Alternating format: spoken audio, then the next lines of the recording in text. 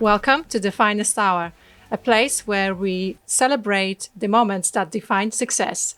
In today's episode, we are joined by Samantha Nicholson, a serial female entrepreneur with a wealth of experience in manufacturing and engineering industries. Samantha, welcome. Thank you. Thank you for having me. So, with a background in business analysis and sales management, Samantha has been instrumental in serious growth and success of her family business. And she's currently serving as the managing director of two well-established companies. That's Quantumatic and Cress. Caress, yes. And a thrilling new startup, that's Clinical Health Technologies. Yes. And to give viewers a little bit of a background, Quantumatic is a manufacturer of small diameter parts for various industries. Yeah, so small turn parts. So we look at precision engineering. We make parts for automotive industry, aerospace, electronics, small parts for darts, even anything small and metal we can make.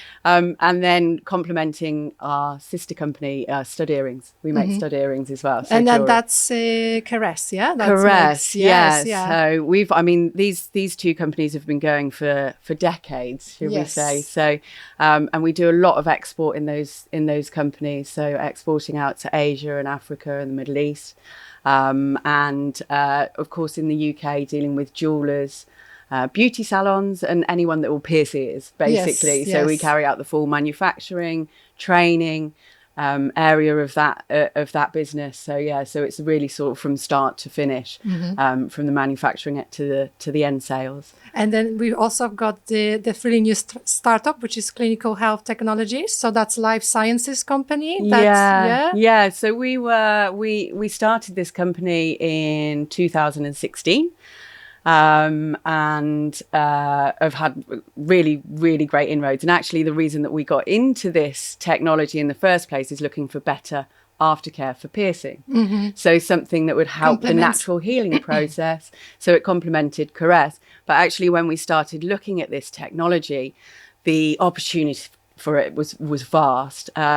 So we looked, and straight away my mind went to healthcare. So we look at basically if I give an example, with piercing, it usually takes 6 weeks for you to heal from a piercing, from a normal sort of lobe piercing.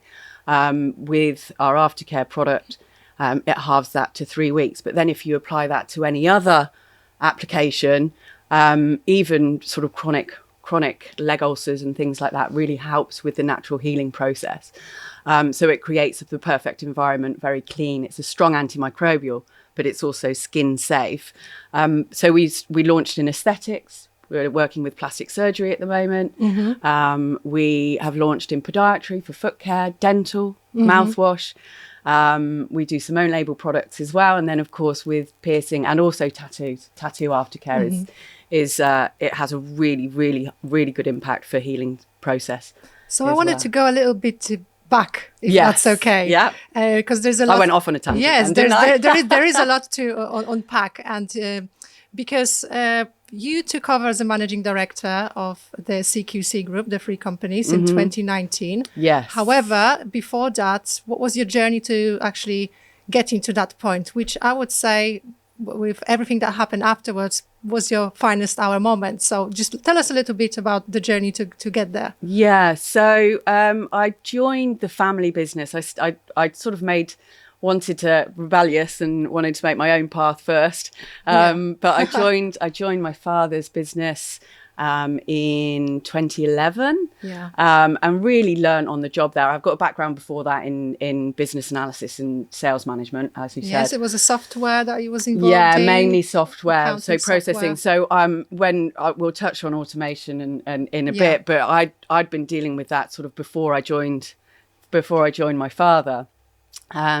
So that was a decision to make, whether to get into the business or not. But it's been the best decision I've ever made. But yeah, so then joined in 2011. You took on the job. over it was like an apprenticeship for you, really, because you've seen everything from start to finish, every part of the job. Yeah. 8 years, that's a long time to see how everything operates. And Yeah, learn absolutely. So how it it's was a always big been. learning process for Yes. manufacturing, because Yeah. actually manufacturing was the element that I really needed to learn about, the engineering side, you know. Yeah. And that was incredibly interesting to me. And I actually didn't think I'd enjoy it as much as I Yes, did, yeah. but I find it incredibly interesting. So yeah, and there was 8 years of learning on the job. Mm-hmm. And then in October 2019, my father retired. Yes. And I took over. I'm Yeah. sure he was glad to have somebody as capable as you to Thank take you. over this business, because obviously October 2019, let's go back to that moment.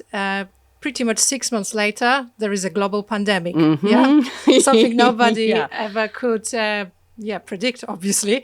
But despite the challenges of this pandemic and, initial dip that the company experienced in 2020, like a lot of companies, Yeah. fast forward to 2022-23, you took the group from £10 million turnover to 17.5. Yeah. So Yeah. that is enormous achievement.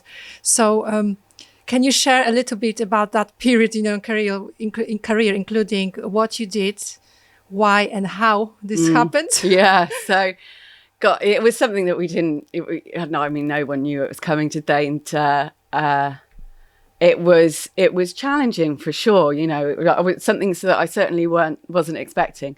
I had all of these ideas of where to take the company when I took over the businesses. We were a very traditional manufacturing business. And so I had all of these ideas for robotics, automation, moving the companies forward with technology, and then also helping our people develop. So all of these strategies and ideas that I wanted to put in place, we then got hit with the pandemic, which, of course, it did put a slight barrier in front of us. Yeah. Can call it that, definitely. Yeah, so in our first year, we lost 30% of our production. Those 3 months, those first 3 months, Was there factory shuts for that period? 3 months?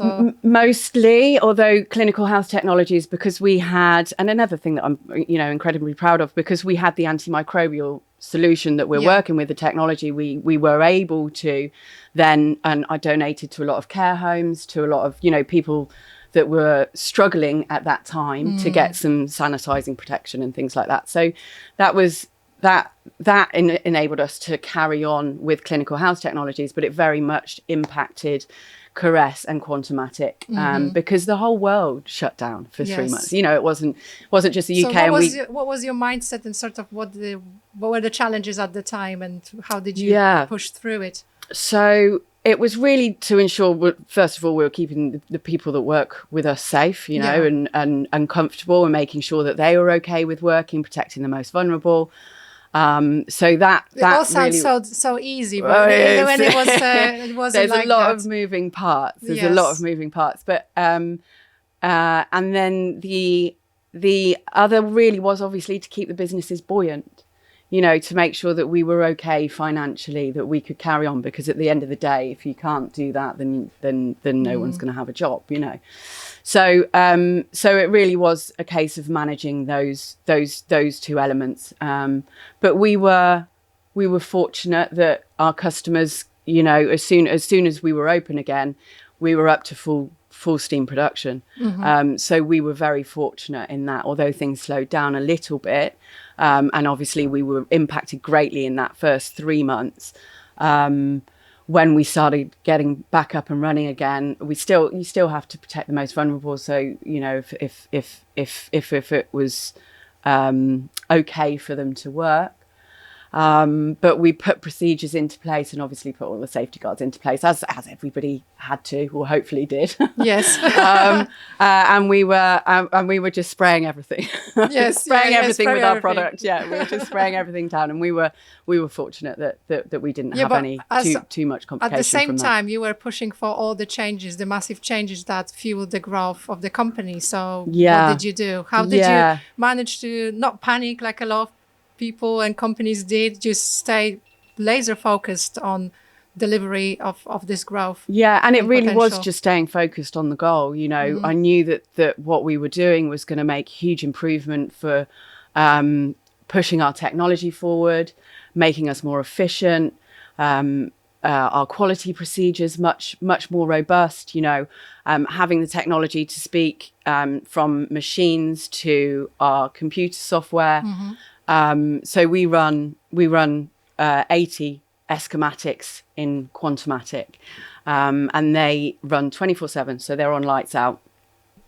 So alongside, obviously, looking after the people, the factory, everybody's comfortable, but you had to stay really focused to achieve progress that led to this huge growth in 21 and 22. So tell us a little bit about that, what you've done during that period. Yeah, and it really was to be focused on the goal, on the strategy of making things better for our team, being able to develop the people, and also pushing forward with robotics and automation. A lot of research and development had to go into that. Because, and you are a business analyst, so you love that. Yeah, absolutely. I love that. I love the lab work that we do. I love the analytical side of looking at lots of data and being able to improve things there. So there was lots and I've got some great people that I work with as well. Some great engineers that have fantastic ideas.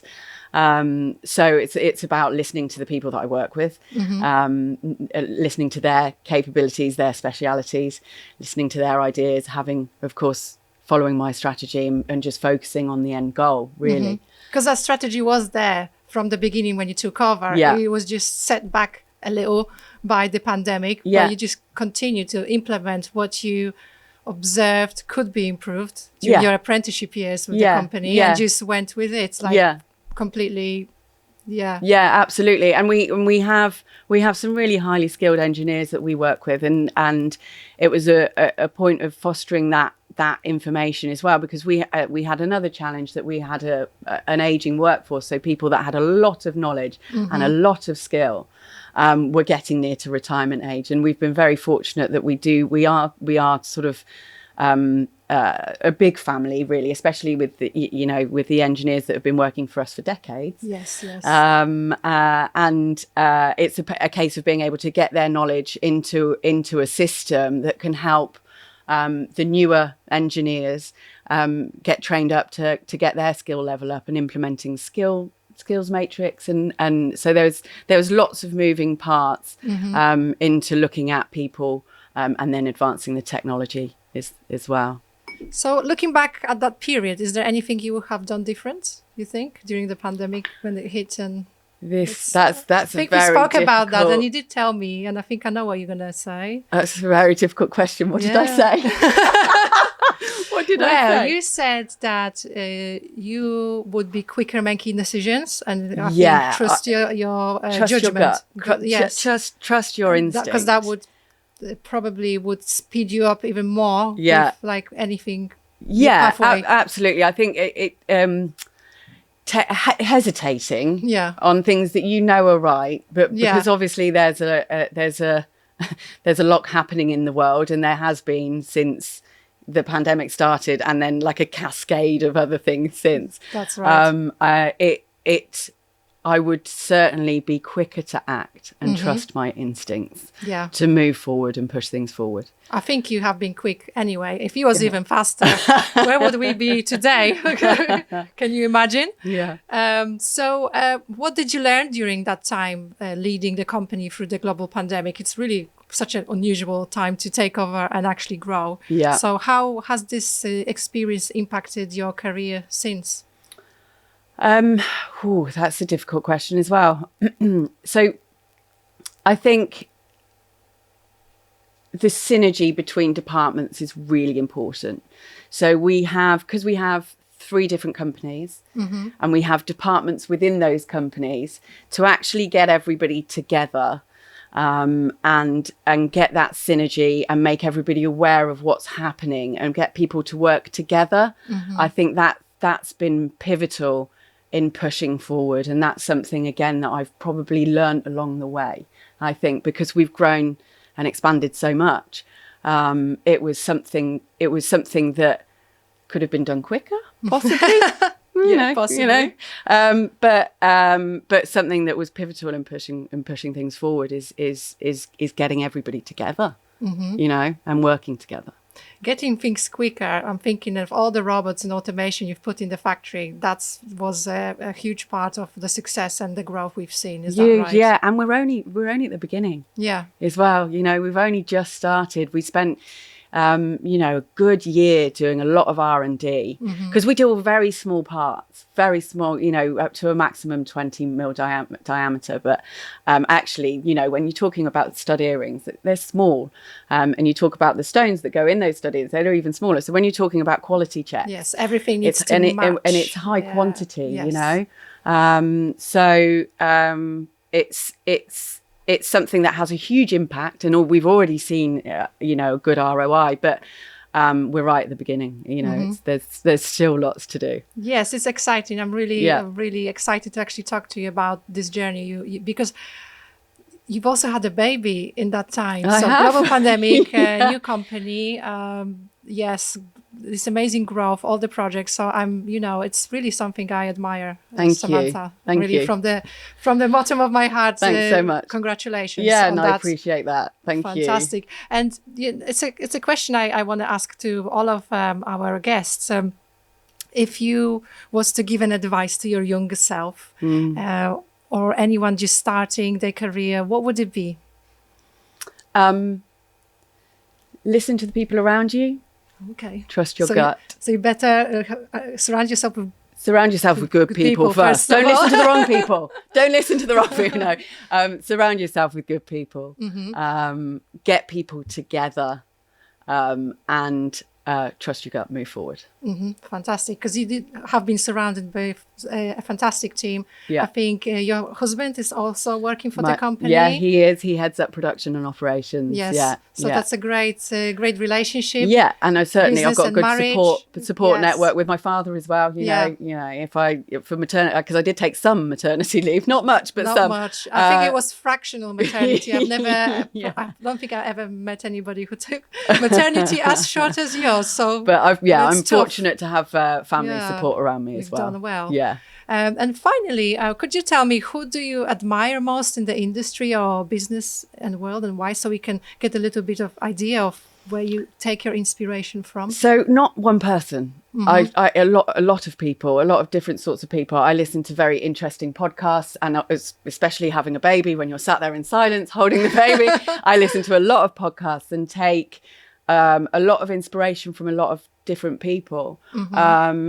Mainly I listen to like Diary of a CEO or high performance podcasts, and sort of take inspiration from people that can communicate very well, that have sort of consideration in their words as well. So I take inspiration from that, and then get ideas from everywhere. Pull information from everywhere. Yeah, and then you did mention your grandparents as well. My grandparents, yeah. So on a more personal note, I think my grandparents gave me, on both sides actually, gave me a lot of inspiration.